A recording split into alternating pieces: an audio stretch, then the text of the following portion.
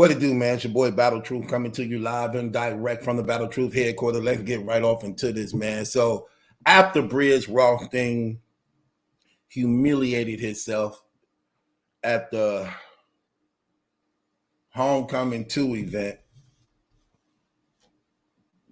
like always, he take to social media to try to clean up anything, to try to check the temperature, to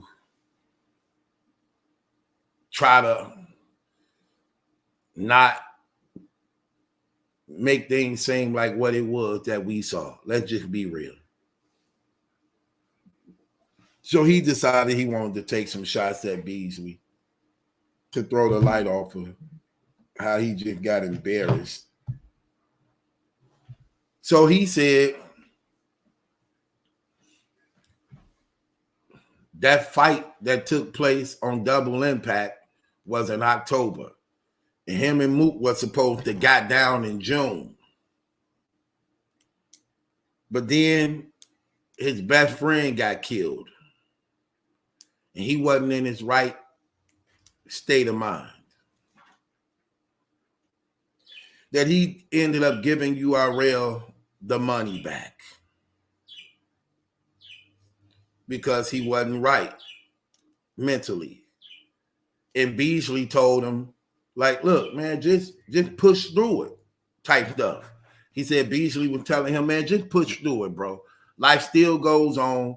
You can't change what happened, but life got to go on for you, bro. Just keep pushing, man. You got to still keep living your life, which is true. But some people ain't mentally strong enough to just take those words and actually use them to their advantage. Clearly what we see in Briz. Then he goes on to say he gave URL their money back because he wasn't going to be able to do the battle as a result of the passing of his friend. So what Beasley ended up doing, according to him, Beasley still was talking as though the battle was going to go on. He said Beasley actually used his friends, the death of his friend, as some type of promotion type stuff. I never saw that as a blogger. Not to say, I ain't gonna say it didn't happen. I don't recall that at all. As being a blogger who actually follow things and look into things to get content to blog about, and I'll be on different bloggers channels who actually be in everybody's stuff, I can't call nobody showing nothing like that at all. I don't recall none of them doing it. I don't recall Battle Rap Trap putting something up like that. I don't recall DNA 2 putting something up like that. I don't recall that. I don't recall that at all. But according to him, Beasley was using his dead homie for some type of way to basically try to get him to battle. I'm going to keep it real with you. And again, condolences to Briz, homie, family, and to Briz too. I can see how that could feel. You get what I'm saying? Because again, I got family and loved ones that passed like everybody else do. Typical everyday living, you know, for us.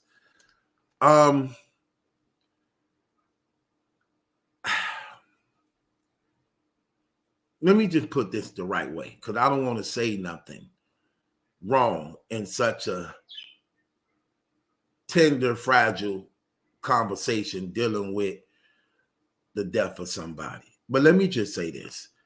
I can see, not to say that, look, again, if it was even used that way, I can see how a person can use death as a means to inspire or encourage somebody to take care of business. In fact, I have done that many times. And I say that many times to people. When they die and lose loved ones, first thing I want a person to recognize is that you can't change what happened. but you do have a say-so over what's happening. You can't change that somebody is gone, but you do have a choice over how you handle these things. You can either let it set you back, or you can use it as a means to push forward. And that's what you should do, since you can't change nothing. If somebody die in your family, then make it count in your life, especially if you claiming to love them. And this is my loved one, this is my family, this is my homie. Well, if it's really real like that, wouldn't that person would want you to not take a setback in life, but to use their death as a means to better your life? Mentally, spiritually, financially, educational wise, in any type of way that is going to put you ahead. So again, I don't know if Beasley and them did this. I don't know the tactics that may have been involved, but I don't see nothing wrong with trying to inspire somebody to go on with your life and to do things for the person you love, you lost. Make your life now mean something and count for something. And a lot of people do that. Somebody die in their family, their mama, their dad. So it motivates them to carry out what they family or loved ones always wanted to see them do. Like, yeah, my father always wanted to see me make it to the NBA. My mama always wanted to see me make it as a businessman. My mama and them all, see, so they died before seeing it. And that's why when they arrive, they be like, this for you, mama. This for you, dad. And have interviews like, my mama never got to see it. My dad never got to see it. My granny never got to see it. My homies, we used to talk about this. They not here right now. I don't see nothing wrong with motivating you to actually want to go hard since you lost somebody. And I said this before on a blog, man. You know, I mean, it's obviously Briz got a fragile emotional weakness going on within his mind and heart. It's obvious at this point. It's obvious. It's been 4 years since the situation. He still haven't arrived. He's still saying things. But I was even on record saying the same thing. I said, look, man, I saw this tribute about his guy. I watched it. It was kind of sad and heartbreaking. I was looking at his daughters. I don't know how many kids he had in all, but I saw him with 2 little girls. And it was a tribute that was done for him. And that just touched my heart because I got a little girl. And that touched my heart seeing that. And I was like, wow. I just kept thinking about the little girls. Like, man, who gonna be there for them now when you lose your father? Because he seemed like a strong man who actually took care of his daughters, because there was a lot of footage on him and his daughters. So that just let me know he was involved in their life. And I was like, wow, man, that's got to be a devastating blow. Something like that you got to tell to the kids. And then kids young, they don't understand what death really means. So every day you wake up, you thinking your dad finna come through the door at any time because you don't understand that death is forever. And that's torturing. And I was like, wow. I was thinking about the kids. And I was saying to myself, like, man, Briz, that was your homie like that, you loved him like that, man, do it for us. Wouldn't he want you to, man, if you saying this your guy, this your homie, wouldn't he want you, man? Wouldn't that, shouldn't you do it for his children too now? See, I don't know, when people say things, I don't know, why do they say things? And if that was me, I'm keeping it real. I'm finna go hard for you, dude. Because last time me and you was on the stage, we got beat up. You sat there for me and you was fighting with me when my whole team wasn't. Let's just be honest. The dude in the orange shirt was the only one fighting he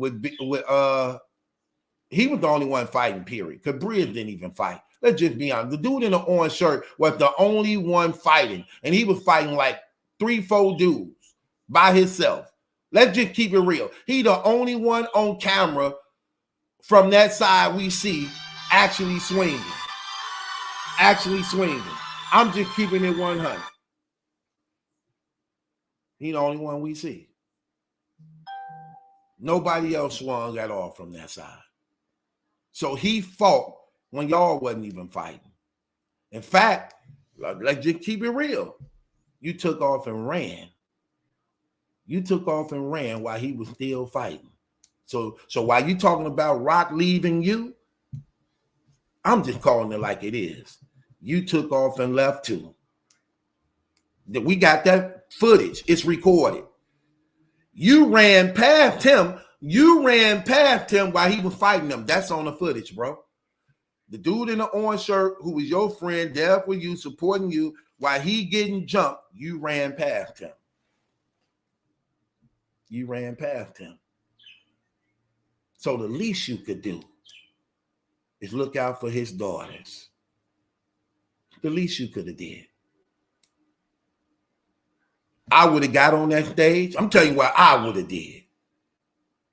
Especially if it's love like that. I would have got on that stage, and every time I battled, I would at least put aside 10% of whatever I made or incorporated that in my contract some type of way. Every time I battle, it'll be in memory of him now. And some of that money would go to his daughters. That man fought for me when I left him.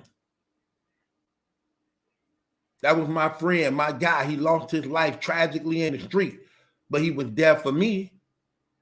And he got 2 daughters. That's the least I could do, is make sure that they taken care of.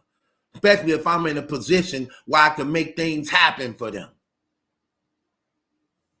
You've been gone for like 4 years, man. At the least, you didn't cheated yourself out of $500,000. Even if you didn't want to do it for yourself, bro, you could have did it for them. You don't think them little girls are need in some type of way? Pretty sure they are not rich, bro. That's what I'm saying. People just be saying stuff. Say what you mean. Mean what you say. If it was really all that love like that, if it was really all that real like that, why ain't you using your talents and gifts to help with them little girls' lives? That mean a lot, man. And God just ain't real enough to pop it and tell the truth. That's what I would have did. And then you want, and let's think about this. Then man, I got to tell the truth. Listening to the interview, then you wanted to use your guy Death as a means to ask for 100,000. Then they got it. Then they too got it up there where you literally said, man, I'm finna play this. You literally say this out of your mouth. Like, yeah, since they wanted to bring up my guy, I ain't gonna even play it. Y'all saw it. Since they want to bring up my guy, now I want 100,000. Now I want 100,000. So you go from barely getting 10,000 a battle to saying now since Beasley brought up your guy, you want 100,000 now? So you put a 90% increase on your pay as a result of him mentioning your guy. So you said Beasley was trying to use your guy as some means to try to get you back into battle rap. And since he said that, now you want 100K. I don't think Beasley wrong for doing that. I don't think he wrong for using your guy as motivation to get you to get your life back on track, to get back into your career, to get this money that you're not getting nowhere else that we can. Who gonna pay you more? Who gonna pay you more than a URL, Briz? Please tell me what job you working out there right now that's paying you more than a URL. That could pay you more than a URL. What income you got coming in right now that you can do that's giving you more than a URL? You doing mixtapes telling people to go online and buy your mixtape. You done dropped like 3-4 mixtapes and begging people to go buy a mixtape from you. Come on, bro, man. You tripping. Like, hold on a second, man. Wait, where my damn gavel at? Here, take it. Take it. Gavel on your damn self. Don't worry. I'll do it for you. No. No. Man, get out of here with that trash, man. You always. No, I'm not jacking that one, bro. That's terrible. You using that as a means to try to get people to sympathize with you, bro, and you out of pocket for that, man. You trying to blame them people for something, man. Them man ain't wrong like that, man. That man is not wrong for trying to get you to remember the passing of your homie, to put you back in the right mind so that you can do what you're supposed to do, rather you taking a step back, giving up on life. And you trying to use that as a means to shame them, to try to make people sympathize with you, to try to play the role of a victim. You have an obligation when you saying that this was my best friend, this was my homie. You have an obligation to that man's children. If you're going to have them type of titles, then they come with responsibilities. You can't say, this is my guy, this is my best friend, this is my homie. And that man left children behind.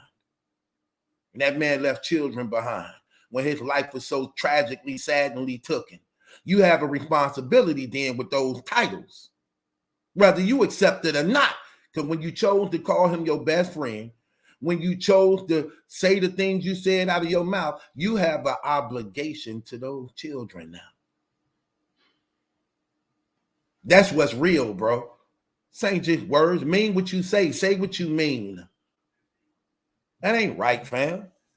Now you're trying to make it seem as though they out of pocket. Why would Beasley and them be out of pocket thinking the battle ain't going to go on? When you already agreed to the battle, you already accepted the money. The only reason why you sent the money back is because he passed. And then now you saying you want 100,000. Now you saying you want 100,000 as a result of his death. I didn't know that. I didn't know that. I thought you were saying 100,000 because of the Mook fight. Now you said out of your mouth, you wanted 100,000 because they was promoting you coming back to battle rap and using your guy who died. Come on, bro. Come on, man. Come on, bro. Man. It get worse and worse, bro. That's terrible, bro. I'm keeping it real, man. That's terrible, man. So Beasley now wasn't wrong.